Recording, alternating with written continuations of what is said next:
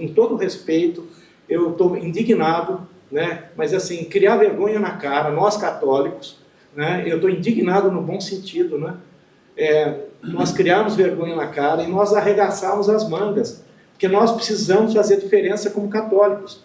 Empresários católicos, empresários executivos católicos, tem tanta gente com tanto testemunho, com tanta coisa para dizer, né? Então aqui eu vejo algumas pessoas que estão vindo com frequência, que têm testemunhos, né? Já deram testemunhos. O Furlan é um que já deu testemunho aqui para a gente, e a gente vê Deus na vida dessas pessoas, e nós vemos a vitória como se manifesta na vida das pessoas que realmente se entregaram a Deus e entregaram os seus trabalhos. Então, gente, eu queria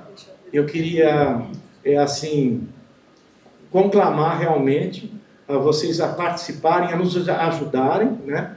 E com relação aos palestrantes, eu tenho certeza que nós vamos ouvir coisas que vão nos... sempre nós saímos daqui com aprendizado, sempre aprendemos algo relacionado com aquilo que é mais íntimo da nossa relação com Deus, principalmente, e com relação ao trabalho e a diferença que isso faz. Então, eu espero que realmente todos sejam tocados, que Deus se manifeste, que o Espírito Santo se manifeste nessa noite aqui, tocando as pessoas, tocando as mentes, tocando os corações. E enfim, eu peço desculpas por estar meio emocionado hoje.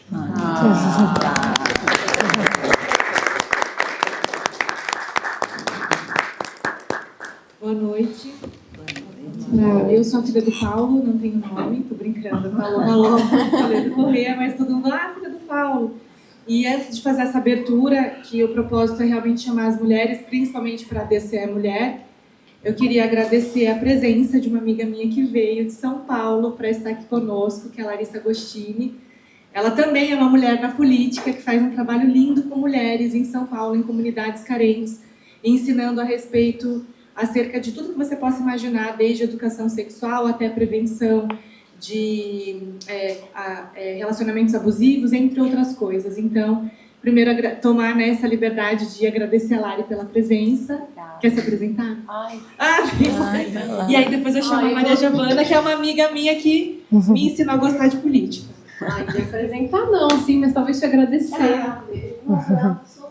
Um abraço na Clara também. Eu já vou ficar emocionada querendo chorar. Eu vou querer ficar emocionada aqui, porque vocês são pessoas muito especiais na minha vida. De verdade. Falei, de verdade. De verdade emocionada. Nós nos conhecemos em uma fase em que eu morava na periferia, lá em São Paulo, e onde nós duas estávamos muito novinhas, tentando criar as nossas carreiras. Que besteira. Enfim, e a gente ficou muito próxima porque a gente criou um produto que a Clara depois registrou, que chamava Mulheres de Sucesso, e que me fez tão feliz, e que foi muito ali que eu entendi que eu queria trabalhar com mulheres, levando informação, porque a gente fala muito de direitos, mas como a gente fala de direitos quando a gente tem tanto desigualdade do acesso à informação, né, para as pessoas que vivem na periferia, para as pessoas que não têm acesso a conhecimento, enfim. E tem uma outra conexão que eu me emociono de vocês aqui, que foi quando essa família Toledo, e você falou, né, que você não tem nome, porque é a filha do Toledo, e que me receberam de forma muito generosa na casa de vocês. O que falar da sua mãe, que é uma mulher tão lutadora, e eu tenho um carinho muito grande, e eu literalmente adotei, porque eu perdi minha mãe muito cedo também por um câncer de mama. Minha mãe morreu de câncer de mama, eu tinha 8 anos, ela era muito jovem, ela tinha 46 anos. E eu vou adotando, sabe, as mães, as mulheres, pelo que eu passo na minha vida. Então, eu sou muito grata de ter me conectado a vocês, muito feliz de estar aqui. Espero muito poder fazer parte, enquanto uma mulher católica também, a Igreja Católica responsável muitas vezes por manter as mulheres vivas nos territórios. Eu vejo isso, né? Hoje eu tenho uma ONG, que é a Digna Brasil, e a gente todos os meses está em uma comunidade diferente, levando acesso a direitos, acesso à saúde, A gente trabalha muito com a pauta de oncologia, né? Câncer de mama, câncer de colo de útero. E muitos dos lugares onde a gente vai, quem nos recebe é uma igreja, é uma pastoral. E quando a gente faz esse caminho aí de um pouquinho mais para política, às vezes as pessoas falam, mas você é isso, você é aquilo, você é de um lado, você é do outro, você é feminista, você não é, não sei o quê. Eu falo, olha, esses rótulos são coisas que as pessoas colocam, porque tudo que eu aprendi no Evangelho. Eu aprendi crescendo na igreja, e aprendi com a minha família, aprendi com os meus amigos. E o que é, se não isso, né? A gente fazer transformação e estarmos assim, nós, pessoas que fazem de verdade as coisas acontecerem num lugar que talvez seja hoje tão mal visto, né? Porque talvez as pessoas que estão lá talvez não tenham aprendido como muitos de nós aprenderam. Então, muito feliz mesmo de estar aqui, quero conhecer, me integrar mais e estou animada para a CDE Mulher virar e fazer acontecer para a gente produzir muitas coisas juntas. Então, muito obrigada, viu? E uma honra estar aqui na presença de vocês, Célia e Maria Giovana, sanitarista, assim, eu trabalho muito com saúde pública, então a luta de vocês aí pela saúde, acessibilidade também me inspira muito. Obrigada.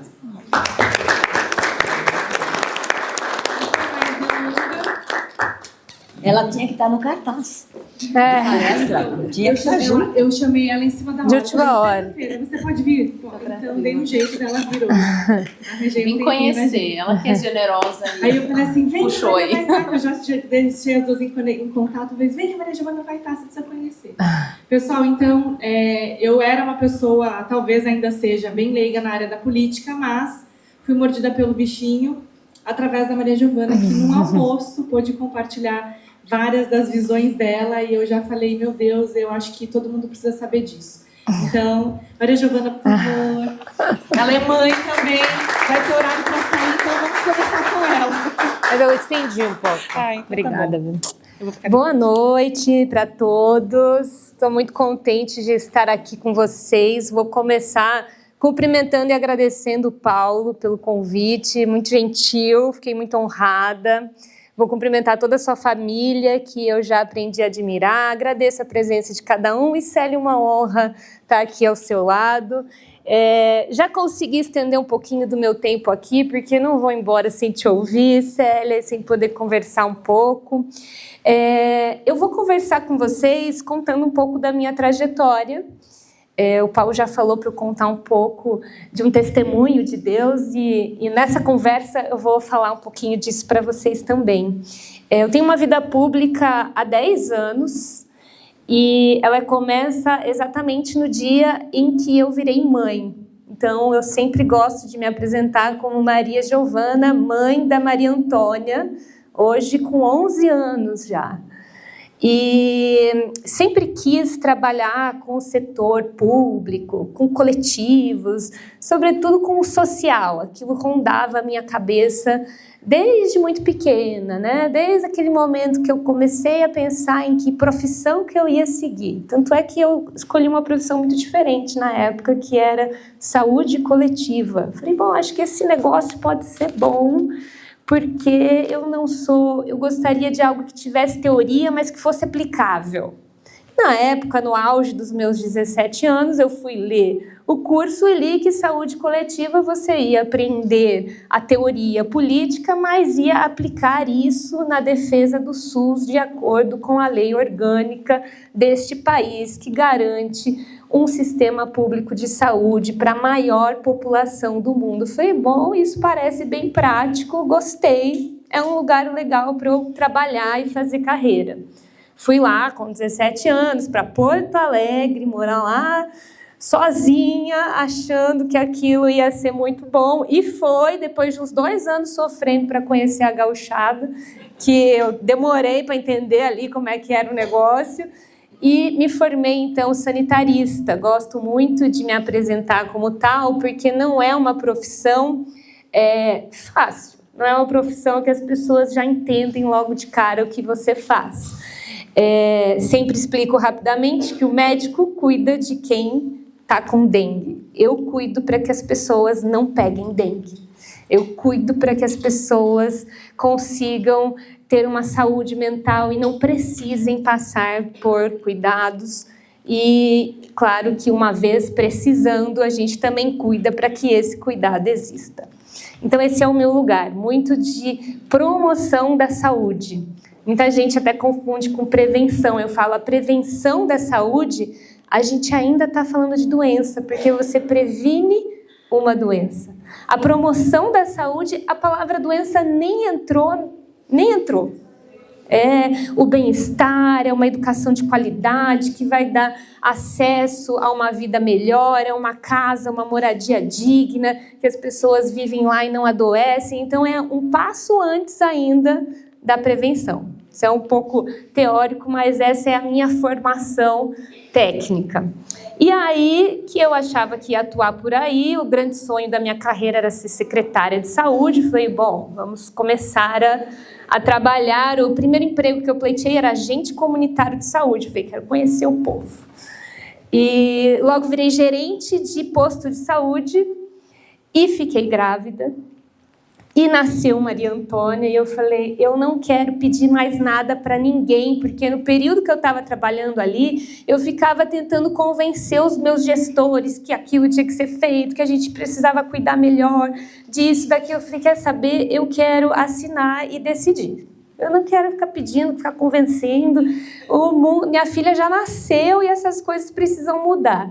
E ao invés de ter um recolhimento maternal natural para cuidar de uma criança recém-nascida, eu senti uma vontade muito grande de disputar a minha primeira eleição. Então, disputei a minha eleição de vereadora em Americana, que é a minha cidade natal. Me elegi vereadora, a vereadora mais jovem da história de Americana, e estava lá tomando posse e a minha filha fazendo 1 ano de idade. Antes da minha posse, eu fui convidada pelo então prefeito a ajudar um pouquinho na Secretaria de Saúde, e lá eu fiquei como secretária de saúde por 3 meses. Falei, caramba, isso aí era o sonho de uma vida, né? E falei, bom, eu vou honrar o que eu prometi ao povo, vou assumir o meu mandato de vereadora. E comecei, então, a atuar muito na saúde pública. Desde então, disputei 5 eleições. Então, eu disputei vereadora, deputada federal. Senti uma vontade muito grande de disputar a prefeitura, mais uma vez movida por uma vontade de querer ver as coisas se realizando, porque o legislativo é muito importante, mas você não tem a caneta na mão. E eu falava, gente, eu sinto que eu trabalho tanto, mas eu não vejo nada se realizar. E eu voltava para casa sempre contando isso. Falei assim, quando acabar meu mandato, eu não sei se eu tenho algo concreto para dizer que eu entreguei. Fora as grandes brigas que eu travei e que são justas, importantes, mas esse era um sentimento pessoal, assim, eu queria entregar algo concreto. Então eu fiz 2 coisas quando acabou meu mandato de vereadora. Decidi que eu não ia ser mais vereadora, então eu dizia, ou eu vou ser candidata a vice-prefeita, ou eu vou ser candidata a prefeita. Eu sempre fui uma jovem ousada, viu, sério? Ou não vou ser candidata a nada, porque assim, não bateu no meu coração mais um mandato no legislativo. E aí construí uma candidatura de prefeita.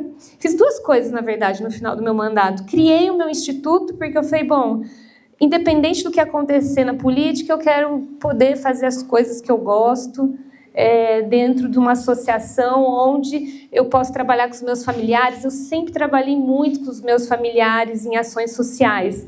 Então, eu fiz um movimento oposto. Eu criei um instituto para ser família mesmo, já que na política... Quem me conhece sabe, eu jamais traria minha família para dentro. Eu falei, quer saber, eu vou criar a minha associação para a gente fazer as coisas que a gente gosta ali, ações sociais pontuais, coisas que vêm do coração. E a parte de política pública eu vou continuar ali, caminhando dentro da política. Então eu criei o meu instituto e disputei pela primeira vez a prefeitura de Americana. Isso me deu uma visibilidade muito grande. Foi uma eleição muito bonita. Eu fui a primeira mulher a disputar a prefeitura de Americana na história da cidade. Você sente esse peso na hora que você está lá, né? Muitas dúvidas, além de ser uma mulher muito jovem, né? E a gente ficou em segundo lugar, assim, com aquela sensação que se tivesse mais uma semana de campanha, a gente ia virar aquela eleição. Então, a gente fez uma disputa realmente, estou contando isso assim, foi realmente muito próximo. E isso amadurece muito, você cria responsabilidade, você conversa com muitos grupos sociais, você entende, né? Enfim, se envolve, assume compromissos. E a partir daí eu disputei de novo uma candidatura de deputada federal e voltei a disputar a prefeitura numa eleição aí mais difícil contra uma reeleição, enfim, reeleições no Brasil é muito difícil você tirar uma reeleição de um político. Quem está lá disputando está cumprindo um papel, né? Isso só fui eu nesse caso americano, mas é um papel que a gente cumpre, né? Enfim, quem gosta de política, de realmente ter um posicionamento, de continuar ali defendendo, mas é uma eleição difícil, uma eleição de reeleição. Só que nesse caminho, as últimas 2 eleições que eu disputei, eu comecei a ter um problema muito sério de saúde, comecei a ter convulsões durante as eleições. E ia no médico, eles falavam, tá exagerando, porque você tem que parar, como é que você faz tudo isso? Não tem o que fazer, né? Olha o ritmo que você tá. Sai da política. Todos os médicos que eu passei, sem exceção, falavam, olha, você já sabe solucionar os seus problemas de saúde, saia da política, está te fazendo mal, você está doente, né? Convulsões, eu tinha convulsões, gente, é algo muito sério mesmo, muito desagradável, muito sério. A gente fica com problemas neurológicos, assim, é muito ruim. E, enfim, eu passei por 17 médicos, das mais diversas áreas. E no final eu fiquei diagnosticada com um quadro meio burnout, fibromialgia, e continuei, assim, eu nunca achei que a política era o problema, sempre tinha para mim que a política, na verdade, me fazia levantar ali, apesar de estar com muitas dores. E aí, no meio dessa penúltima eleição, veio um diagnóstico que é uma doença que mais incapacita, a segunda doença que mais incapacita jovens adultos, esclerose múltipla. A gente só perde para trauma, para adultos que sofrem acidente. E aí, quando eu recebi esse diagnóstico, né, então fui diagnosticada com esclerose múltipla, e aí uma curiosidade, Célia, olha que coisa curiosa. Na minha infância, eu tinha contato com uma pessoa de cadeira de rodas, um tio, que tinha esclerose múltipla. E aquilo me dava um certo receio, né? Eu falava, nossa, o que é isso que o tio tem? E imagina para uma criança um negócio assim, a gente não entendia muito bem. E quis Deus que eu herdasse esse gene e que eu desenvolvesse essa doença. Então foi um momento que eu fiquei assim, e aí vou contar sobre Deus na minha vida, né? O diagnóstico para mim foi um momento que mudou toda a minha vida. E eu também entendi que, ao contrário da política estar me fazendo mal, de fato era ela que estava me fazendo levantar todos os dias. Então, eu criei sistemas de atividade física e fisioterapia, porque eu tinha um desejo tão grande de estar bem, tão grande de fazer campanha, assim, quem gosta disso, gente, eu sou apaixonada por gente, apaixonada. Assim, o lugar que eu estou mais feliz é ouvindo uma história, conhecendo alguém, interagindo. Então, eu descobri, na verdade, que a política vinha me salvando aí de um quadro que também é muito natural na esclerose múltipla, que é um quadro depressivo grave, porque você tem dores crônicas, você começa a perder um pouco da sua coordenação motora, isso tem um abalo numa pessoa jovem. Né? Você não tem mais a energia de antes. Então eu me perguntava muito, e eu acho que eu ainda me pergunto tanto, porque até aqui nessa minha carreira, que tem já 10 anos, eu consegui muito no formato da juventude, na força mesmo, levanta, insiste, erra, levanta de novo, acorda cedo, dorme tarde, algo que não é mais possível para mim, não é.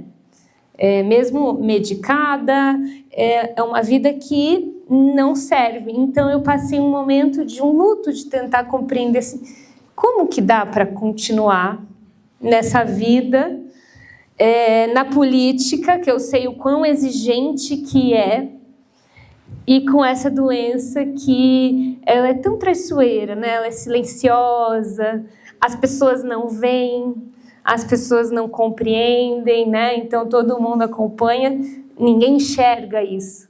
E todo dia de manhã eu falo que eu converso com ela, né? Porque tem dia que a perna acorda mais devagar, outro dia a mão, e a gente fica se perguntando, meu Deus, eu recupero esse movimento? Não recupero? A gente não sabe. E aí eu criei esse tripé na minha vida para enfrentar a doença e para continuar toda ela, que é a fé, que é esse encontro com Deus, que é entender que tem algo maior do que nós. E é muito bom quando uma jovem encontra Deus assim, né? Porque aí a gente tem aquele choque de realidade. Porque até então eu fazia tanto nessa força, né? Nessa força, dessa paixão que eu tenho pela política, e aquela coisa assim, incansável. E aí, muito cedo, a vida está me propondo isso, né? Que eu vou precisar recalcular a rota, recalcular a energia que as organizações, eu sou aquela pessoa que encaixava 10 mil agendas no meio, né? Eu começava todos os dias, eu me lembro certinho, com 12 compromissos fixos, e eu acabava com 24, 25, porque ninguém ia deixar de ser atendido. Eu não posso fazer isso mais. Não dá. Se eu fizer isso, o remédio que eu tomo, que é muito bom, eu agradeço muito a Deus o avanço da ciência, ele não aguenta. Então, se eu não tiver disciplina, que é esse outro tripé, né? Eu falo, é Deus na fé, é disciplina, estilo de vida. Então, de repente, uma pessoa apaixonada pela política tem que dormir, tem que comer bem, tem que manejar o estresse. Então, são todos muitos desafios que, conversando com políticos mais experientes, e aí uma curiosidade, foi nessa busca que eu conheci o Dário mais de perto. Eu falei, mas você fez como para chegar aí? Porque do jeito que você fez não vai dar para mim. Porque eu sei que você fez na força mesmo. E aí a gente foi se conectando muito. Será que tem outros caminhos? E eu acho que a gente tem essa dúvida até hoje. A gente conversa muito sobre isso. Será que tem outros caminhos para continuar na política, para assumir cargos relevantes que não demande tudo isso? Eu não sei, viu, Sérgio? A gente tem essa dúvida, mas é uma conversa gostosa, porque o meu marido não é um bom exemplo de quem maneja a intensidade. Porque a intensidade é máxima e ele sempre foi um diferencial muito grande, a entrega dele, a capacidade de entrega, a energia de sobra. E, ao mesmo tempo, eu sempre falo para ele, eu acredito em outras formas de liderança. Deus está me propondo que eu preciso ser uma outra forma de liderança. Então, eu estou contando um pouco disso para vocês, para trazer a trajetória até aqui. E, por fim, para não alongar demais, que eu também quero ouvir a Célia, falar sobre a minha visão da mulher na política. Eu entrei em um momento da política, o meu sonho de pequena era fazer discurso num palanque, sério. Não deu tempo para mim, que eu entrei já não tinha palanque, só tinha redes sociais, só tinha loucura espalhada por aí e só tinha uma paixão muito cega acontecendo nas redes e de pouca profundidade. E eu cresci com esse sonho, porque também vale apresentar, eu me lembro certinho, eu acho que é justo dividir o dia que a política me pegou, eu tinha 4 anos de idade. O meu pai era candidato a vice-prefeito em Americana, com um prefeito chamado Valdemar Tebaldi, muito querido na cidade. Ele já tinha sido prefeito algumas vezes, e eu era a filha ali do candidato a vice-prefeito, e eu me lembro deles me passando na escadinha do palanque, o Tebaldi me dando a mão, e eu me lembro da textura da mão dele, o quanto que ela estava quente, o jeito que ele apertava a minha mão, e ele segurando a minha mão e fazendo um discurso, e eu vendo muita gente emocionada, chorando, gritando, era bandeira, era música. Eu tinha 4 anos.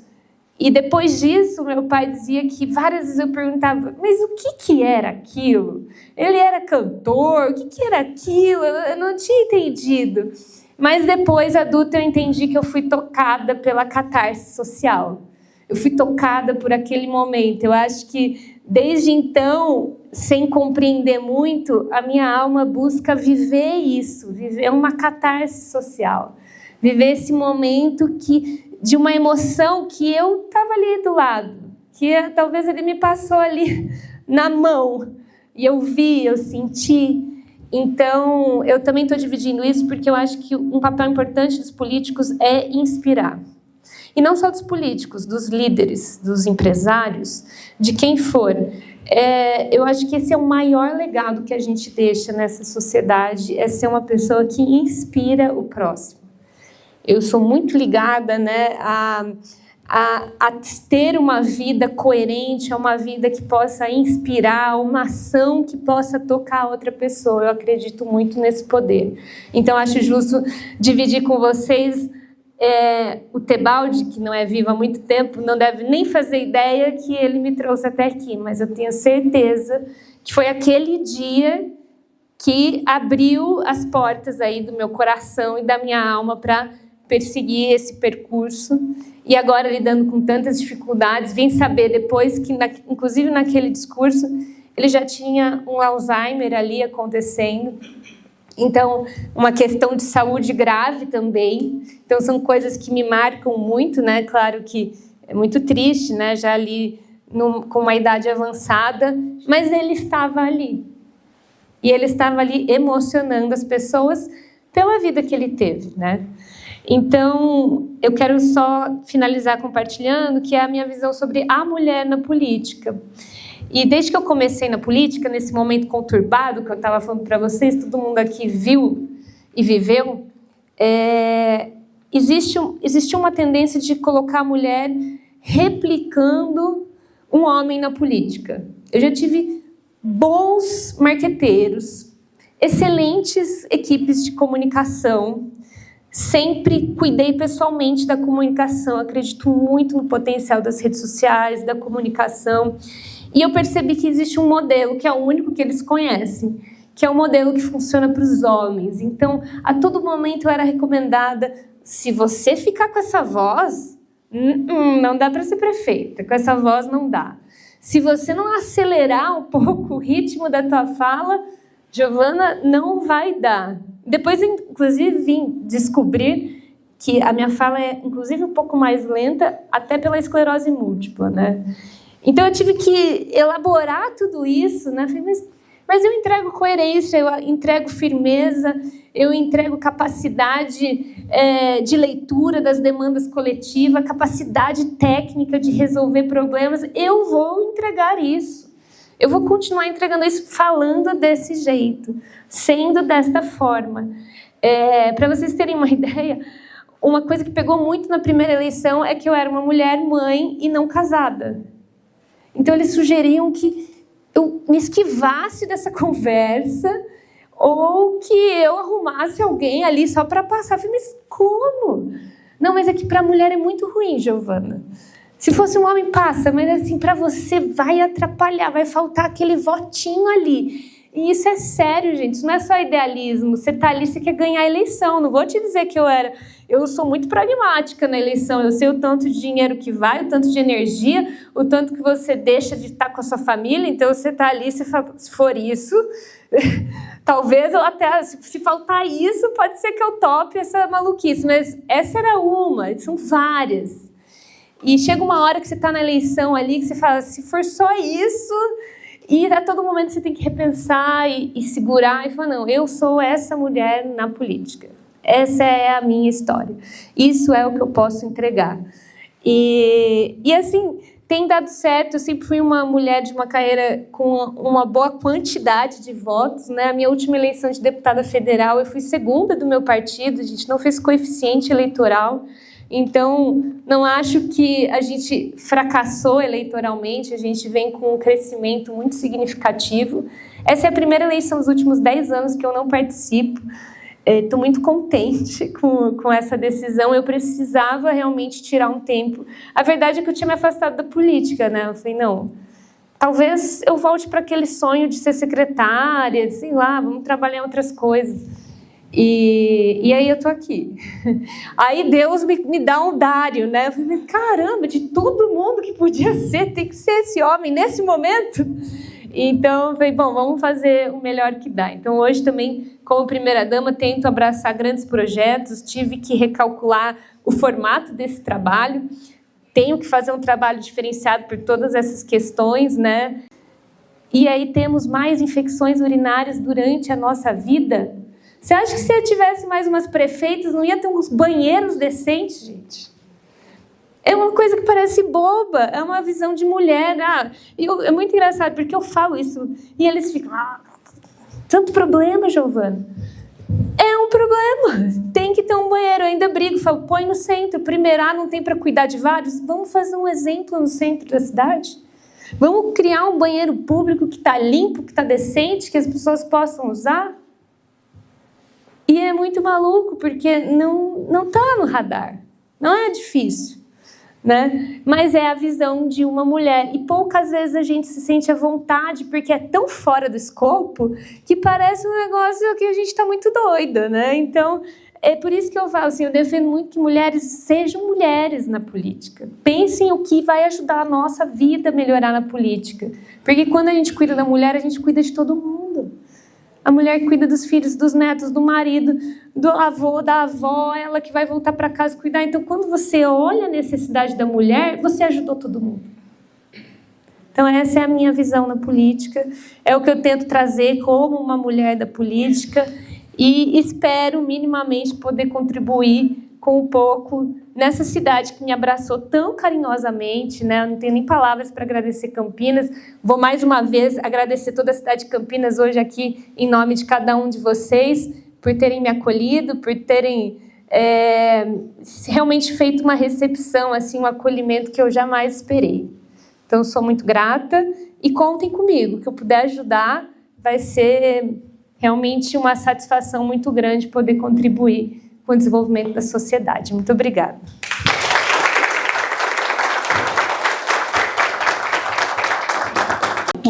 Eu vou te organizar. Quantos anos você Na tem? política de 34 muitos anos. Nem É começou. impossível decorar tendo tão pouco contato com ela, de brincar de amigas pessoais, né?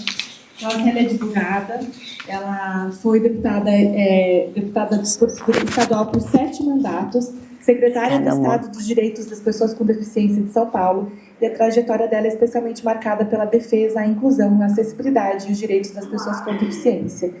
Ela tem uma história linda, meu pai compartilha muito sobre a Célia, o tempo todo fala de você, Célia. Ainda mais que eu falo que fui mordida pelo bichinho, então você tem que conhecer a Célia, então você tem que conhecer a Célia, você tem que conhecer. Então, seja muito bem-vinda. Obrigada, meu amor. O espaço é todo seu. Obrigada, obrigada.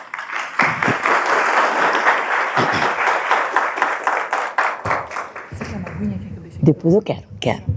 Obrigada. Bom, depois de ouvir essa menina aqui, menina porque primeira-dama com 34 anos não começou nem a viver ainda, né? E vou dizer uma coisa para você, Giovana, a chance de você sair da política é menos 1 trilhão. Porque a gente brinca com aquilo, mas é verdade, depois que o bichinho pega, mas eu acho que não é um bichinho, é um compromisso com a vida, né? E compromisso com a vida não necessariamente precisa ser política ou político com cargo eletivo e com mandato ou com partido político conhecido ou pouco conhecido, que você escolha estar afiliado nele. Mas a política é tudo que você falou aí mais milhões de vezes, né? Você foi candidata 5 vezes ou 6 vezes. Na minha vida pessoal particular, que não tem pessoa particular na vida pública, eu fui candidata 12 vezes. Então, não é uma trajetória tão pouca. Se você faz 12 vezes 4, vai muito tempo. Mas eu queria dizer da alegria de te ouvir, da alegria de ver o seu ânimo, o seu incentivo com a vida pública, porque a gente precisa disso mesmo. Homens, mulheres, enfim, todos nós. Falar para o meu doutor Toledo, né, que é alguém que a gente conhece de tantos anos, de tanto tempo, eu não vou levar bronca, porque a filha leva bronca, mas depois ele me dá. De fato, não pode pisar forte, não pode olhar para baixo. Fez a cirurgia do olho na sexta-feira, hoje ainda é segunda, né? Então, eu aprendi uma coisa na minha vida, meu querido doutor Toledo, meu amigo, que a recuperação, a reabilitação é tão importante quanto a cirurgia. E às vezes até mais. Então, te cuida aí. Depois você dá bronca.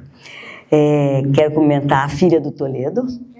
Não está aqui, eu sei que a Paloma, mas é filha do Toledo. A Clarinha, como é que ele falou para mim? Ele falava assim, não, a Clarinha é a Clara. A que está mais clara é a Clarinha. Eu falei, é Clara ou a Clarinha? É as dois. E a Paloma, que lindo tá vocês duas ao lado do papai e fazendo essa trajetória de vida, que é de vocês e obviamente que é dele. Né? A gente não solta do pai, nem da mãe. Alegria de ver amigos aqui todos, né? Não dá conta de falar todo mundo. Mas o Rodrigo, que a gente conhece até de debates, né, na televisão, na época de campanha como candidata a prefeita, o Furlan, né, a Zumiro, que nos atropelamos, graças a Deus, milhões de vezes, né, a família, e tantos amigos que a gente vê aqui que não via há tanto tempo. O Padre Transferetti é o reitor, é uma pessoa, ele é professor, mestre, doutor, pós-doutor, ele é tudo.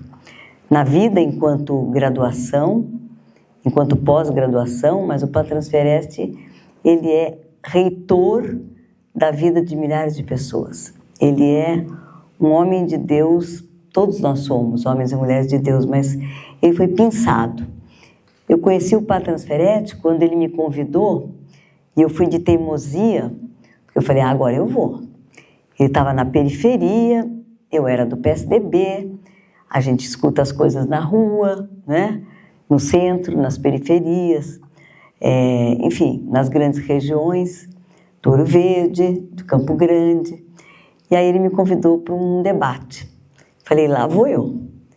E aí eu conheci o Padre Transferetti. De lá para cá, foi uma coisa muito forte, porque ele tem, além de todas as qualidades, eu não estou fazendo carinho, ele tem uma coisa que chama autenticidade.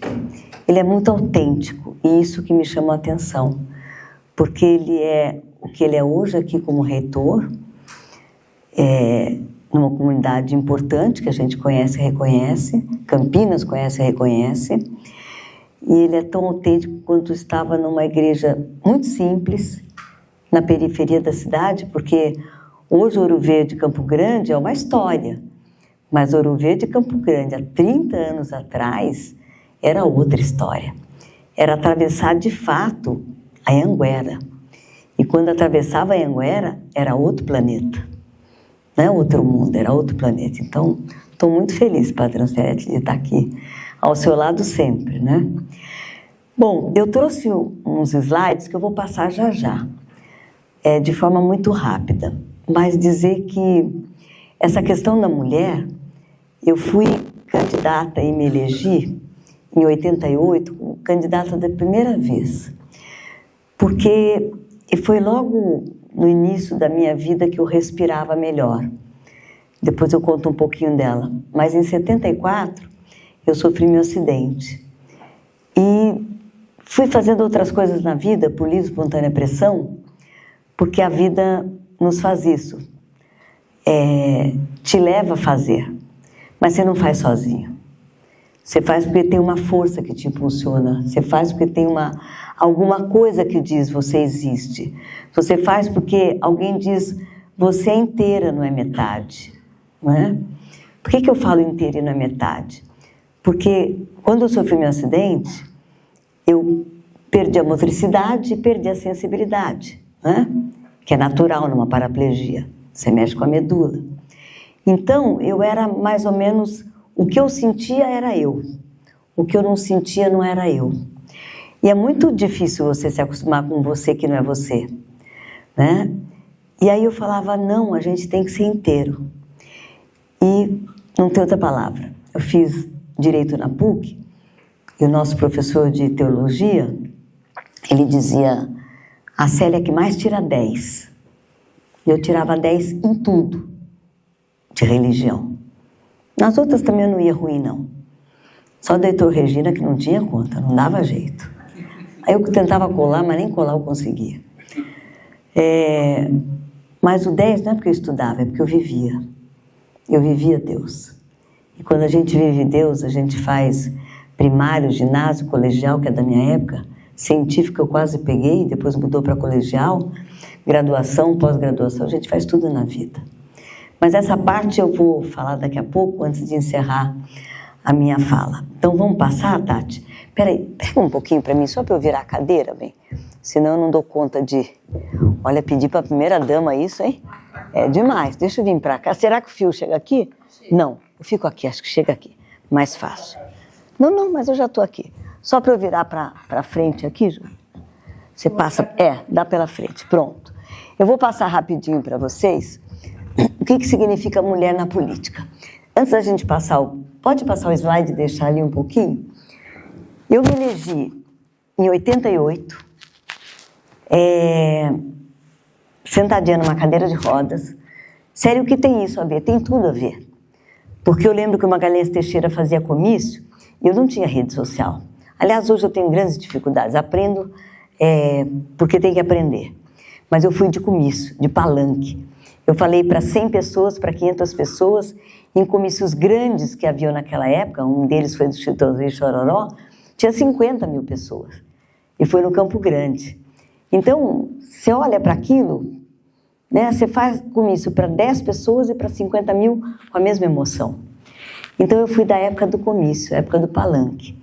E antes de passar o slide, eu quero contar isso. Eu subia no caminhão, era uma escadinha de madeira que era melhor não ter tido. E era caminhão mesmo, baixava a parte da frente para poder falar. E eu ficava atrás, porque ninguém dava espaço. Não é nem porque era para mulher, era porque era candidato. E assim, só quando o Magalhães estava em cima do caminhão, ou o Simeonato, que era o candidato da época, né, que era o vice-prefeito do Magalhães, virou candidato a prefeito, você não tinha nem nascido ainda, ou era bebezinha, que a gente tinha chance de ficar na frente. Por quê? Porque eles eram os majoritários, ele me puxava. Mas quando eles não estavam, era atrás. Então eu brincava, e é sério até hoje, que eram muitos candidatos a vereadora. A nossa coligação tinha 450 candidatos. Porque era candidato para tudo quanto é lado, era diferente de hoje, muito diferente. É incomparável o que era aquele tempo e hoje, em quantidade, em forma de fazer campanha, em tentar ganhar a eleição, tal. E eu ficava no caminhão atrás, até o dia que eu me enchi, e eu falei, não, chega, não vou ficar aqui em cima. Por quê? Porque a única coisa que eu conhecia era bumbum de candidato. Gente, vocês não têm ideia, era calça jeans, era bumbum de candidato.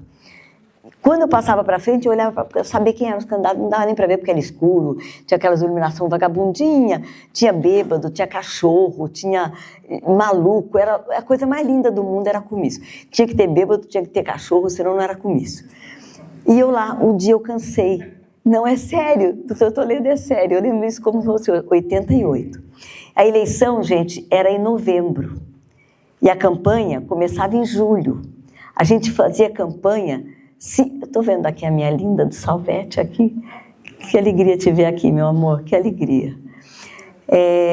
Me deu branco, como você chama? Cleiane. Mas é que eu olho para ele, eu lembro de uma campanha de 8 anos atrás, né? Depois a gente fala disso. Mas eu em cima do caminhão eu desisti, eu falei, quer saber de uma coisa? Eu vou descer, não vou subir mais em caminhão não, porque não dá para fazer comício aqui em cima. E desci. Escuro, chão de terra, porque a gente fazia comício em qualquer canto dessa cidade. Campo Grande não tinha asfalto, Ouro Verde não tinha asfalto. Então era na terra mesmo. E aí, doutor Toledo, eu ficava embaixo olhando o comício. Aquelas tocas de viola, luz fraquinha. E eu falei, como é que eu vou fazer campanha? Eu chegava perto das pessoas e eu puxava a roupa, porque a pessoa está em alto. Né, a gente não vê para cima. E aí eu puxava, a pessoa olhava, mas no meio do comício.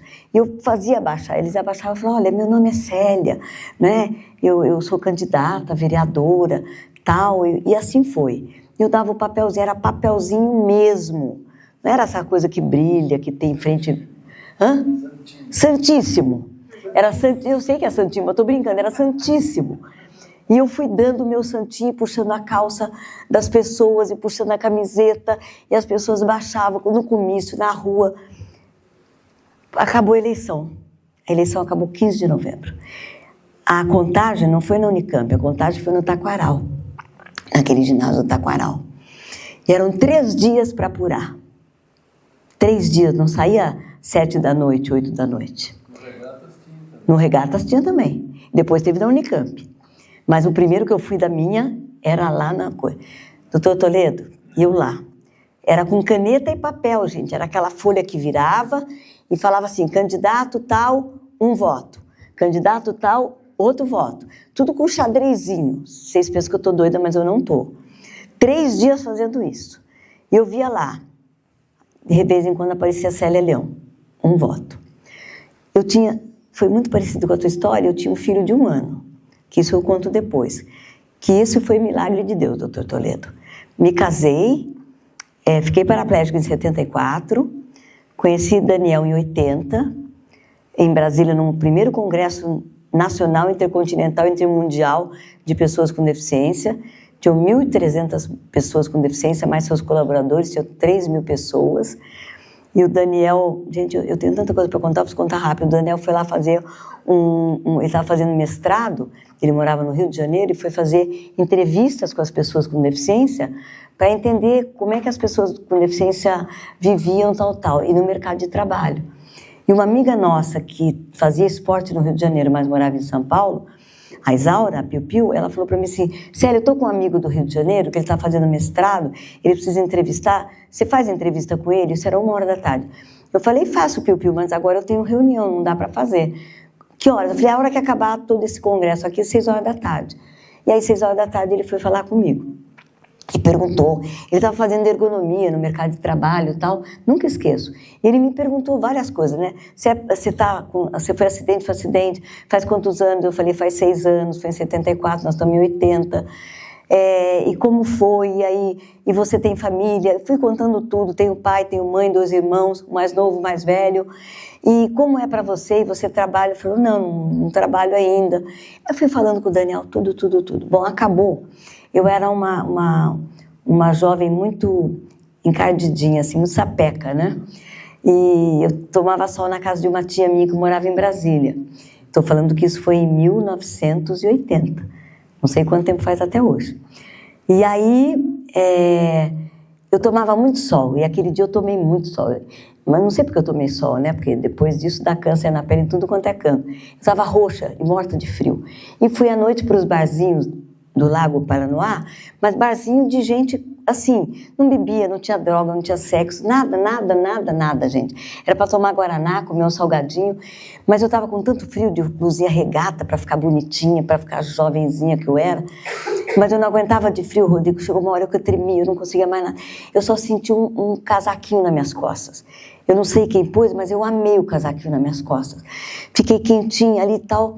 Depois, na hora que acabou, a gente ia embora cedo, né? 9h da noite a gente ia embora. Acabava o congresso, a gente ia para um barzinho comer um salgado e tomar uma Coca-Cola.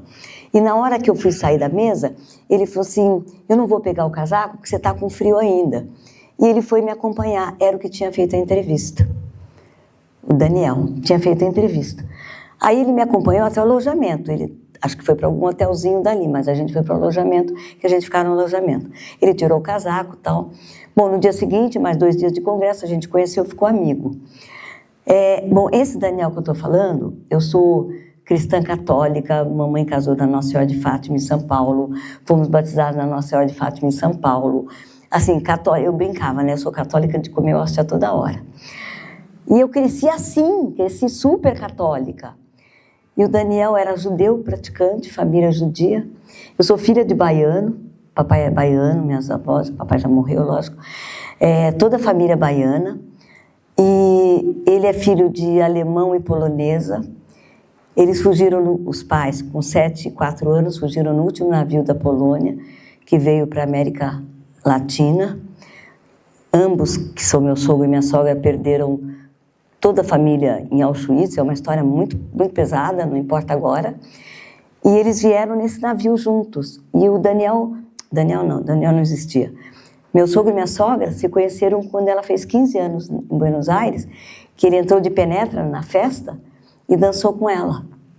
Foi a primeira namoradinha dele, não sei muito, ele tinha já 18 para 19, mas dela foi, ela tinha 15 aninhos. Eles se casaram. Eu estou indo agora em setembro para ficar um pouquinho com eles estão vivos. Ele fez 96 anos agora, ela fez 92, andam, fazem xixi, comem. Ela não sai do apartamento, não sai desde a Covid. e ele sai abraçado com o Daniel para tomar o chá da tarde na cafeteria e almoça com o Daniel. Bom, essa é a minha história resumida. Esse é o Daniel que me entrevistou. Eu acho que ele gostou das respostas, né? Não é possível. Somos casados há 42 anos, vai fazer em novembro agora. Tem o Rodrigo, que é meu primeiro filho, você conhece a minha história. Hoje ele está com 37 anos, depois nasceu o Diogo e depois nasceu a Stephanie, minha pequenininha, que está com 31. Abraça e cheira porque passa o tempo, viu? Por que eu estou contando isso para vocês? Porque quando eu virei vereadora, o Rodrigo tinha 1 ano.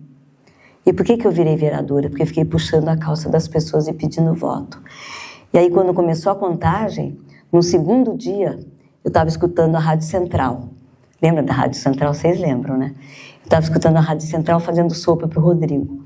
A única coisa que eu sei cozinhar é sopa, porque eu fiquei expert em sopa. Nunca fiz um bife para o Daniel, mas ele não liga, porque ele cozinha bem. E aí, eu escutei na Rádio Central. Nós estamos procurando candidato Edelmute, candidato Edelmute. Eu era Célia Leão. Mas a gente tinha que botar 3 nomes, né, na chapa. Eu botei Célia Leão, que era o meu nome de guerra, de política, que eu chamo Célia Camargo Leão. Pus Célia Camargo Leão, que sou eu, solteira, e pus Célia Camargo Leão Edelmute, que era o de casado, eram os nomes que eu tinha. Para pôr, tinha que botar 3. E aí eu escuto que estava procurando o candidato Edelmute. E eu fazendo a sopa, em 1 segundo caiu a ficha. Falei, mas sou eu, né? Aí eu pedi para a mamãe, que morava no andar de cima, de propósito, para ficar com o Rodrigo, porque aquele dia a menina que me ajudava não veio. Falei, mamãe, dá sopa para o Rodrigo que eu estou saindo. E um amigo meu me pegou e me levou para lá, para o Taquaral. Eu entrei, fui na Rádio Central, que tinha aquela coisinha assim prateada. Rádio Central, né? Eu nunca vou esquecer. Cheguei lá, falei, vocês estão procurando um candidato? Porque eu vi na rádio agora. O candidato é o Edelmute. Mas não é o Edelmute, lê o que você não está lendo aí. Ele falou, eu achava até que era homem. Falei, como homem? Eu estou aqui, é Célia Leão. Falei, por que vocês estão procurando? Falei, o que eu fiz de errado? Pelo amor de Deus. Não é porque você está apontando um voto em cada urna. Bom, um voto para mim é quase nada, né? Mas eu só não tinha multiplicado por um voto em cada urna. Que depois foram 2, foram 3, foram 4. Encerro numa palestra, que vou apresentar agora.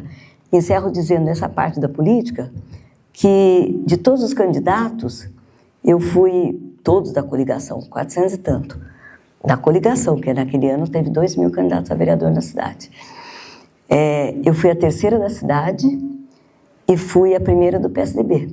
Eram 5 candidatos eleitos, eu era a primeira mulher do PSDB eleita e do PSDB eleita no estado de São Paulo. Bom, para que eu estou contando isso, meu amor? Porque vida pública é isso, você faz de tudo e mais um pouco.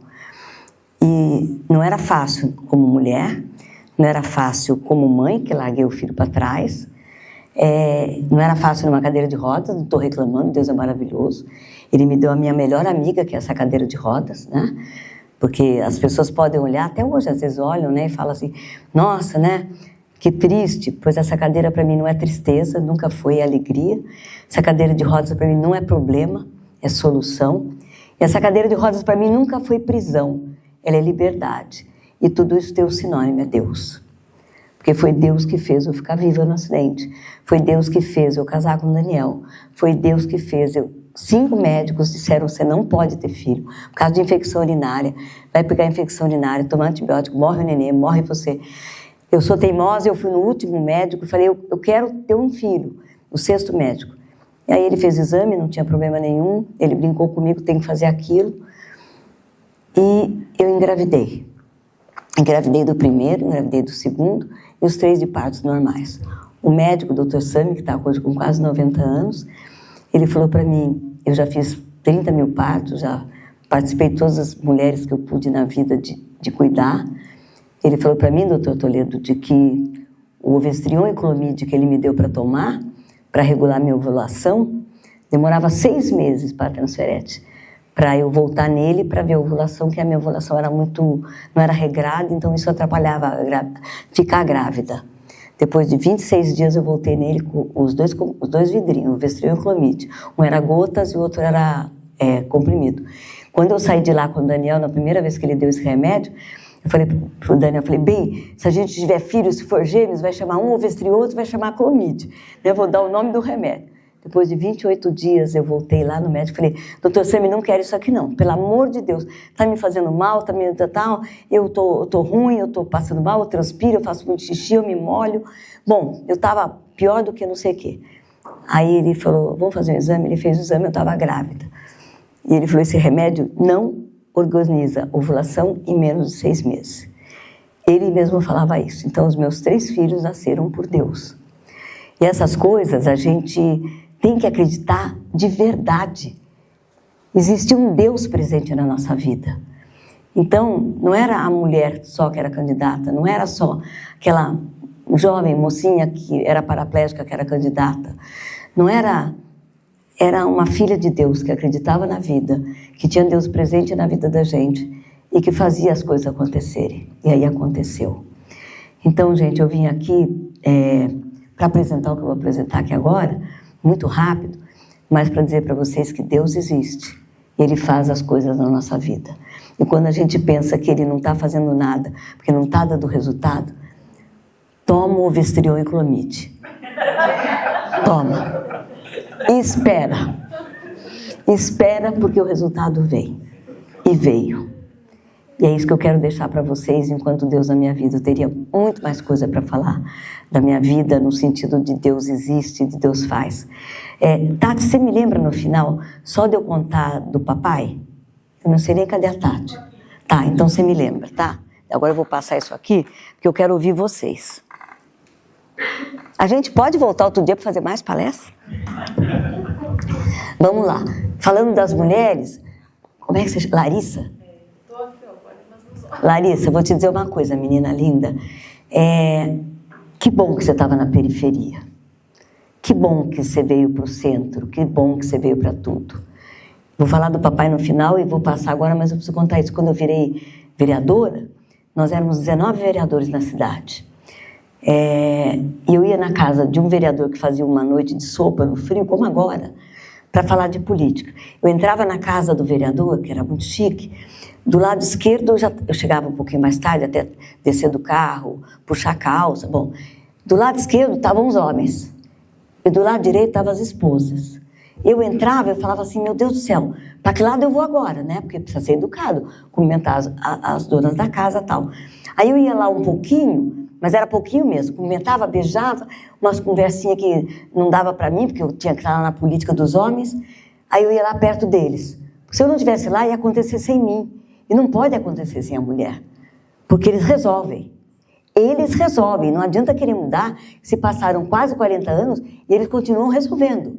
Então, se a gente não atropelar, não for lá, voz molinha, voz durinha, tem que atropelar. Eu passava com a cadeira de rodas no pé deles, senão a coisa não acontecia. Porque existem 3 tipos de pessoas, os homens, as mulheres e os candidatos. E depois que se elege, existem 3 tipos de pessoas, os homens, as mulheres e os políticos. Que pode ser homem, pode ser mulher, os políticos. E quando é político, amor, ninguém vai te dar espaço. Você não vai ser presidente da Comissão de Constituição e Justiça como eu fui, a primeira mulher na Assembleia Legislativa, por 2 vezes em tempos diferentes, se eu não brigasse. Se eu não brigasse, Paloma, não dava certo. Então a gente tem que ter isso muito forte. E ainda os homens dominam. A mulher está avançada, a gente vai vendo isso aí com os números bem rápidos. Mas ainda os homens dominam na política. A gente sabe disso, Cláudia. A gente sabe disso. E é por isso que a gente tem que brigar. Porque a mulher na política faz uma diferença enorme. Eles também são importantes. Na minha vida eu só tive homens até ter a Stephanie. Eram 3 cachorrinhos, todos machos. Era meu marido, eram meus 2 filhos. Eram meus 2 irmãos. Só tive homens na minha vida. Mas a mulher faz a diferença. Tem prova no mundo, pesquisa. A mulher também tem, mas é infinitamente menos corrupta do que os homens. Por uma série de razões. A mulher pensa 10 coisas ao mesmo tempo e faz as 10. O homem pensa uma, faz ótimo, mas só uma. Se der 2, ele se perde, com todo respeito, tá? Eu não quero perder o carinho de vocês, não, pelo amor. Olha, que depois a gente conversa lá fora de homem para homem. Olha, continua, né, Clarinha? Continua. Então, gente, esse negócio de mulher e homem é verdade. O homem é mais forte fisicamente, o homem é um monte de coisa diferente, porque Deus fez diferente. O homem é homem, a mulher é mulher. Não adianta querer misturar, que não mistura. Mas a mulher também tem moral, também tem poder, também tem força, também tem sentimento, também tem sonho, também tem vontade. Eu estou muito emocionada, tristemente, porque eu sou hoje secretária de Desenvolvimento Social e Habitação no município de Valinhos há 1 ano e 8 meses. Então, todos os vulneráveis passam na minha mão, em Valinhos, todos.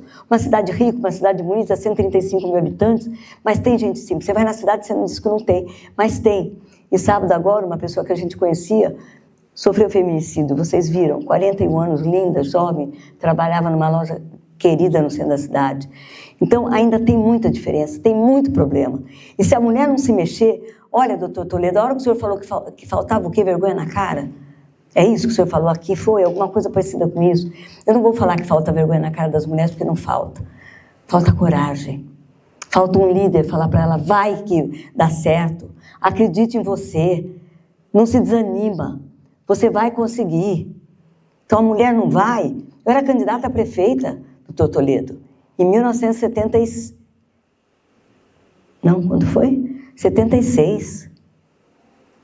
As mulheres, lá no Grupo Primavera, falavam para mim, estou falando de bairros periféricos de Campinas, olha, eu vou votar em você, mas meu marido não sabe. Estou falando de 76.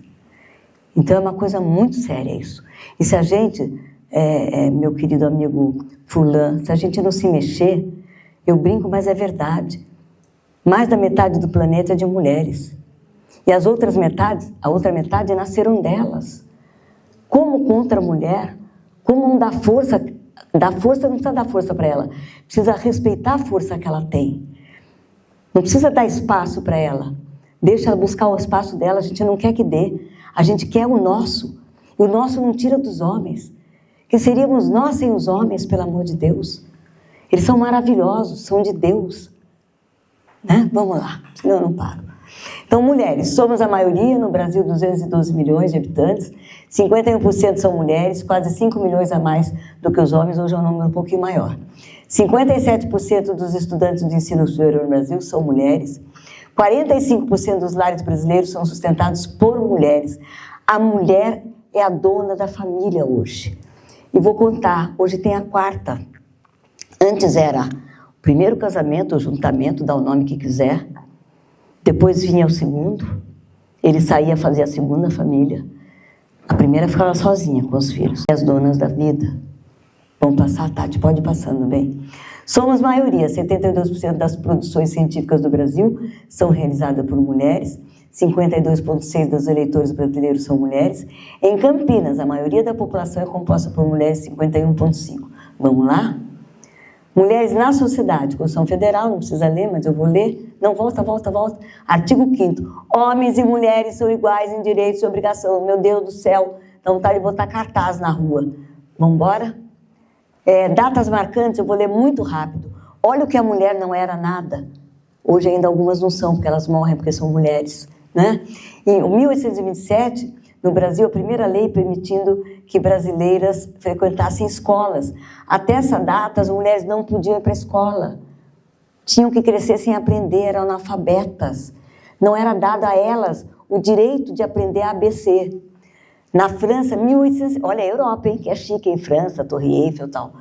1870, França, mulheres passam a ter acesso aos cursos de medicina. Então, naquela década, naquele ano, naquele milênio, mulher não podia fazer faculdade do jeito que ela queria. 1879, mulheres são autorizadas a estudar em instituições de ensino superior no Brasil. Não podia fazer faculdade, porque era mulher, Clarinha. E hoje em dia, essa meninada, como o doutor Toledo falou, não quem falou? Você que falou toda maluca, brava e com razão, né? Não sabe de nada disso, amor. Não sabe. Essa internet bendita, porque tem a coisa boa, mas desculpa a expressão maldita, porque está matando os nossos jovens, acabando com o sexo, cortando pulso, se matando. Aprende lá. Bom, vamos embora? 1893, já estamos bem avançados. Mulheres passam a ter o direito ao voto, primeiro país do mundo, Nova Zelândia. 1906, já estamos aqui. Brasil, a Mirtes Gomes torna-se a primeira mulher a exercer a advocacia no Rio. 1932, Brasil, Getúlio Vargas promulga novo Código Eleitoral. Mulheres passam a ser eleitoras, olha que legal, Vamos para frente rapidinho. Em 74, a Argentina, Isabelita Perón, é a primeira mulher presidente no mundo. São Paulo, criada a Delegacia da Mulher, em 1985. E haja hoje Delegacia da Mulher, né? Tem que ter tudo, porque vocês viram o número de feminicídio por dia? É assustador, assustador. Vamos lá, 2011, Dilma é eleita a primeira presidente do Brasil, vamos embora?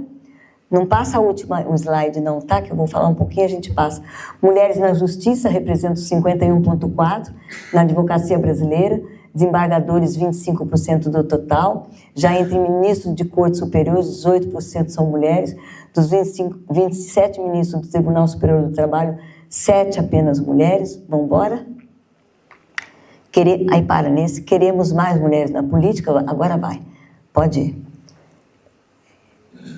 Esse aí. Brasil ocupa 129º em ranking internacional de mulheres na política. Mulher, que está muito ruim, tá, gente? O que eu estou falando isso é negativo. Mulheres representam 18% de cadeiras na Câmara Federal, 91 agora. No Senado Federal, apenas 4 foram eleitas pelos 27 estados. A Assembleia de São Paulo possui hoje o maior número de deputadas, são 25 mulheres. Eu já fui deputada na Assembleia com 3 mulheres. 3. E um número de 94 cadeiras. 3 mulheres. Você já mudou? Então vai. A mulher pode ser o que ela quiser, vamos, é uma frase histórica. Pode ser astronauta, artista, enfermeira, do agro, vai embora. Aí, pode parar aí que eu volto e a gente termina. Ser mulher é um pouco do que eu contei no começo, deixa eu virar aqui a cadeira, é desafiar limites. Para mim, doutor Toledo, eu desafiei limites em todos os sentidos da vida. Porque no meu acidente eu machuquei muito, enfim, quebrei coluna, bati cabeça, não importa, já passaram-se... Vai fazer em setembro agora, dia 14 de setembro. Agora eu já vou falar do papai. Dia 14 de setembro vai fazer... Você tem quantos anos? 34. E você, menina? 42. 32. E você, menina? 33. Quanto? 33. E não tem nem vergonha, né? E cadê a Clarinha? Quantos anos você tem? 40. Tá. Então eu vou dizer para vocês que agora em 14 de setembro, daqui um mês, vai fazer 52 anos que eu tô com esse meu bumbumzinho sentadinha nessa cadeira de rodas, por livre e espontânea pressão. Porque ninguém escolhe ficar paraplégico. Ninguém quer ficar cego, nem amputado, né? Então, a deficiência, você não pode nascer, pode ficar, mas não é algo que você elege para ter na vida. E hoje em dia, não vou falar números, mas são gigantescos de pessoas com deficiência e todo dia é uma fábrica de fazer pessoas com deficiência. Eu faço parte da estatística dos vivos, graças a Deus. Porque morre no Brasil por ano de acidente de carro e moto que tem roda. Não estou falando navio, não estou falando helicóptero, não estou falando avião. Estou falando roda. Morre no Brasil, essas guerras mataram umas 30 mil pessoas, né? Ou 40, eu não sei os números do Rodrigo, eu sei que é da imprensa mundial, sabe disso. Hoje no Brasil, por ano, por roda, pode ser caminhão, o que for, que rode, morrem 40 mil pessoas por ano. Eu fiz as contas, dá um avião de 200 passageiros por dia. É como se a gente falasse, doutor Toledo, que, nossa, caiu em Vinhedo há 2 anos atrás, o Voo e Paz, e morreram 68, foi pouco para os meus 200, né? 68, puxa vida. Cai um avião, morre 200. Mas depois de amanhã vai cair em Campo Limpo outro. Depois vai cair em Porto Alegre. Quem foi para Porto Alegre? Você. E a gente não faz conta. Quando cai um avião, a gente fica estupefado, atormentado, desesperado. Pois no Brasil cai um avião por dia. Com os nossos jovens de 15, a maioria, a 35 anos. Por algo, velocidade e agora, pasmem os senhores e senhoras, por celular. Vocês viram agora, né? O acidente que teve, não morreu as crianças, não morreu a mãe. Ela foi pegar um objeto que era o celular. Ela capotou. Está todo mundo vivo, por milagre, porque o carro não sobrou nada. Então, gente, a vida vale muito. A vida vale tudo. A vida é um dom de Deus. É um presente que Deus nos dá. A gente não pode brincar com a vida. Então eu volto lá. O que eu ia falar do meu pai? Meu acidente em 14 de setembro agora vai fazer 52 anos do meu acidente. Não foi fácil. Única filha, dois filhos, um mais velho que eu com 21.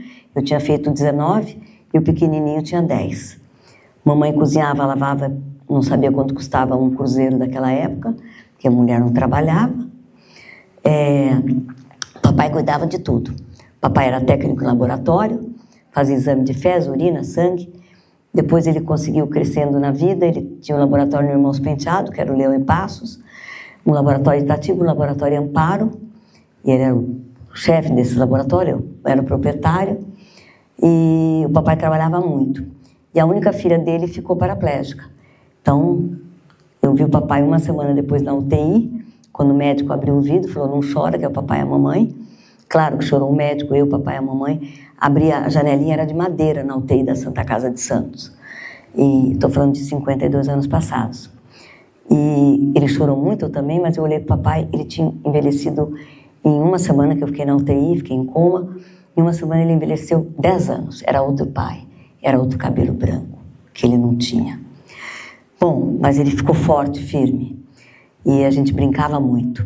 Como ele mexia com um bichinho, naquela época, não vou contar agora que não dá, mas para saber se uma mulher estava grávida era com a sapa, né? Porque é verdade, fazia exame com o sapo, aplicando o sangue da mulher grávida, e aí tinha todo um histórico que ela já sabia se estava grávida ou não. Os mais antigos lembram disso. E o papai ficou muito amigo de um monte de sapo, e quando eu fiquei paraplégica, ele trouxe o Igor para casa. O Igor era um sapo, grande assim, eu adoro sapo, grande desse tamanho. E o meu banheiro era pequeno, não cabia uma banheira. Então ele quebrou a porta do quarto, a parede, fez a banheira, ficava metade dentro do quarto, metade no banheiro. Para poder pôr água e botar eu na água, para mexer a perna na água e tal. Aquelas banheiras antigas. E aí quando eu entrava na banheira, ele punha o sapo. E o Igor mexia tudo, né? Nossa. Ele falava, filha, daqui a pouco você vai mexer as pernas igual o Igor. Certo? Para que eu conto isso? O que o sapo tem a ver com tudo isso para acabar minha fala? Eu fui para a Itália com muito sacrifício, porque um senhor de muita idade caiu do telhado, ficou paraplégico, mas ele voltou a andar, com muleta. Ele era italiano. Ele falou, mamma mia, vou levar sua filha. Então eu fui para a Itália com ele. E uma amiga magrinha que me carregava no colo, naquela época. Eu fui para a Itália em 76. E eu não fui de cadeira de rodas porque eu não usava cadeira de rodas. Cadeira de rodas era para aleijado, eu não era aleijado, então eu não usava cadeira de rodas. Fui no colo dela, magrinha, perna fina, não tinha bumbum, não tinha peito. Ela me carregava, a força da mulher. Fiquei lá 8 meses tentando... Eu fui lá para voltar andando, né? Mas não existe isso. Mas eu achava que ia para a Itália, como ele andava, então eu vou andar também. A deficiência dele era totalmente diferente da minha. Ele não atingiu a medula, eu atingi. Gente, eu preciso terminar. Mas aí eu fui para lá, fiquei sem ver a família, não tinha dinheiro para ir para lá e voltar. Papai no telefone comigo era caríssimo, caríssima a ligação. Naquele domingo ele me liga à noite, ele pediu a ligação sábado, foi chamada no domingo, 24 horas. Eu atendi na Pensione Lutia, lembra disso, né, Zumiro? Eu atendi a ligação e ele falando, avisa a Lutia que agora o papai não tem dinheiro para pagar essa quinzena, mas semana que vem eu pago o mês todo. Eu falei, papai, ela não vai cobrar. Eu morava numa pensão, daquelas portas pantográficas, no quarto que o banheiro era fora. Vocês não têm noção, um dia eu conto tudo. E aí ele chorou. Eu falei, papai, se você não tem dinheiro para pagar a Lutia, esse telefonema eu sei que é caro. E você liga para chorar, né? Você chora aí, eu choro aqui, custa caro chorar. Olha o que o papai falou para mim. Filha, com você, até chorar é bom. Tá bom, acabou a conversa domingo à noite. Na quarta-feira, o Celso, meu irmão mais velho, que hoje está em casa com Alzheimer, eu que cuido dele faz 8 anos já, ele tem cuidadora. Ele mora comigo, eu cuido dele, assim como eu cuidei da minha mãe. O Celso falou, vem ver o papai. Eu falei, você tá doido que vem ver o papai? Não tem dinheiro para pagar a pensão, não, mas o papai não tá bem. Eu falei, Celso, eu falei com eles domingo agora, é quarta-feira.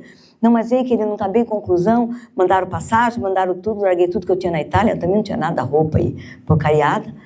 Larguei meu aparelho, que eu estava andando de aparelho, ficando em pé no aparelho, aqueles aparelhos duros, de couro duro, de aço. pesava mais do que eu. Vim embora, desci no aeroporto de Guarulhos, me deram carona até Campinas. Irmãos Penteados eu conhecia tudo, as baratas, os ratos, estou brincando, porque eu fiquei 6 meses internada lá depois do meu acidente, quando eu vim de Santos, da Santa Casa de Santos. Papai tinha laboratório lá. E eu cheguei no Irmãos Penteados que falaram para mim que ele estava na UTI. Então eu já sabia que eu não estava bem. Eu entrei no Irmãos Penteados, o enfermeiro que tinha uns 2 metros de altura por 4 de largura, começou a me empurrar para a esquerda. Eu sabia que a UTI era para a direita, porque eu conhecia. Eu fiquei na UTI quando eu cheguei de Santos. Eu conhecia tudo lá. Eu fiquei 6 meses internado no Irmãos Penteados. Ele me levando para lá, numa cadeira de rodas que eu odiei, que era aquela da LBA, com a roda grande na frente. E ele me pegou no carro e falou, passa. Eu falei, eu não sei passar para a cadeira. Ele me socou na cadeira, coitadinho. Esse é o sentimento daquele dia. Claro que não foi assim. E ele olhava para cima, parecia um monstro. E eu falava para ele, a UTI é para lá. Ele me levando. Eu falei, a UTI é para lá. Na terceira vez eu gritei, né? E gritei nada. Eu falei, é UTI. Ele falou assim, fica quieta, menina. Do jeitinho que ele falou, eu me encolhi e fiquei. Ele continuou indo para lá, tudo perto, no Irmãos Penteados. Ele abriu uma porta. Esse dia era já adiantado do dia 14, mas eu vou voltar para o dia 14. Ele abriu a porta, era um necrotério, e o papai tinha morrido. O papai tinha 54 anos. Eu perdi o pai, eu perdi o chão, eu perdi o cheiro, eu perdi o banho, eu perdi o Igor, eu perdi o cartão de crédito, ele que fazia tudo, pagava, tô brincando, porque nem tinha cartão de crédito naquela época, tá? Eu perdi tudo que eu tinha, tudo. Hoje não, há muitos anos eu já descobri que eu não perdi tudo, porque eu continuei com Deus.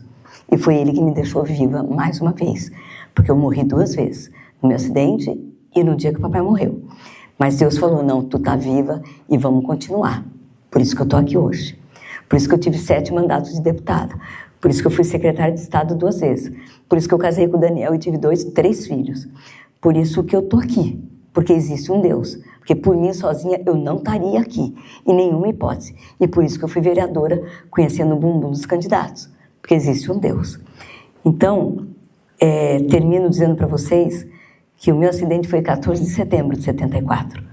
E o acidente do meu pai foi 14 de outubro de 76. Foi no mesmo dia. E quando eu cheguei no necrotério, eles estavam me esperando para enterrar. Que ele já tinha morrido no dia 14. Dia do meu acidente. E aí eu olhei pro papai inteirinho com aquela roupa mirradinha, caipirinha, aquele cabeludo, uma gravatinha mirrada. Eu olhei para ele, isso eu lembro hoje, né? No dia eu não vi nada disso. Aí eu olhei para ele e falei assim, nossa, o papai tá inteiro. Eu olhei papai, baianinho, 1,60 m, 1,65 m. Falei, nossa, o papai tá inteiro e sem vida. E eu que sou metade, porque eu não me sentia, eu não punha a mão em mim. Do sutiã para baixo eu perdi a sensibilidade. Então não era eu era onde eu me sentia. E eu falei, eu sou metade e eu estou viva. E aí eu comecei a viver. E vivo hoje paraplegicamente feliz da vida. Mas quem me deu essa frase foi Deus. Porque o que vale é a vida. Pode ser moreno, loiro, preto, branco, alto, baixo, gordo, pode ser o que for. Mas se você tem vida é porque Deus te deu. E se Deus deu vida, a gente tem que prezar. Por isso, para mim, a política também é vida. A política a gente luta, briga, bate para fazer com que os outros vivam com vida, com qualidade, com respeito, com amor e com alegria. Doutor Toledo, quando o senhor me convidou para vir aqui, eu nem sabia para que eu estava vindo, mas eu queria ver. Quando o senhor disse para mim, naquela frase que o senhor falou mais de uma vez, que a gente conversou várias vezes, que o senhor queria um testemunho de vida com Deus. Eu falei, eu não sei se eu tenho muita coisa na vida, mas isso eu sei que eu tenho. Que é um testemunho com Deus, porque a Célia Leão, que ficou pendurada em poste, em outdoor, fez campanha para prefeito, também quase ganhei. Só não ganhei por causa do quase, tá? Mas eu quase ganhei. Tudo isso é por Deus. Então eu estou muito agradecida de estar aqui. Quero dizer para vocês que eu estou muito feliz de estar aqui, não estou triste não. A história nos relembra momentos mais difíceis, mas não tristes, porque continua com a vida. Meus 3 filhinhos nasceram, se autocresceram, se autocuidaram, se autoestudaram, se autotudo, porque a mãe deles ficou na política o tempo todo que eles se formaram. ainda estou na política, faço 38 anos. Meu filho mais velho vai fazer 38 anos semana que vem. O primeiro tinha 1 ano, é esse. O segundo nasceu, me elegi deputado estadual, ele estava nascendo. A terceira nasceu quase dentro da Assembleia. Eu estava sangrando, com bolsa estourada. Falei pro médico, já estou indo. Ele falou, se eu não soubesse que era você, eu ia dizer que era Luca. Cheguei no hospital 2 horas da tarde, eu era líder da bancada. Eu saí de lá, por isso que ela chama Vitória. Eu estava numa entrevista com a TV Cultura, porque aquele ano eu fui a deputada mais votada do Estado, que eu tive 124 mil votos. Isso foi em 3 de outubro, e 14 de outubro ela nasceu. E o médico falou, você tem que parar de fazer campanha 1 mês antes. Eu falei, doutor, o senhor costura, cola, faz o que o senhor quiser, mas eu não vou parar de fazer campanha, porque a gente ganha agora. E eu fui a deputada mais votada do Estado. Então, eu quero dizer, encerrando com isso, que eles crescerem e política não faz mal para a vida da gente. Vai para a política você, menina, se candidata. Continua se candidatando, e quem gosta, vai. Porque meus filhos hoje se formaram do jeitinho deles, eles são 3 médicos, não pedi para ser. O mais velho queria ser e foi. Os outros, não sei se copiaram. Os 3 estão em São Paulo. Um deles no HC, no AIST, o outro no AIST e no Vila, e a outra no HC, terminando a 3ª residência como infectologista e no Sírio. Então, gente, eu conto para vocês com muita humildade, mas muita humildade, porque não era nem para eu estar viva. E eu estou viva, fiz um monte de vida e continuo fazendo. Eu não vou ficar grávida outra vez, não, mas continuo fazendo vida na luta que a gente tem, para que as pessoas sejam felizes. Do mais, um beijo no coração e muito obrigada.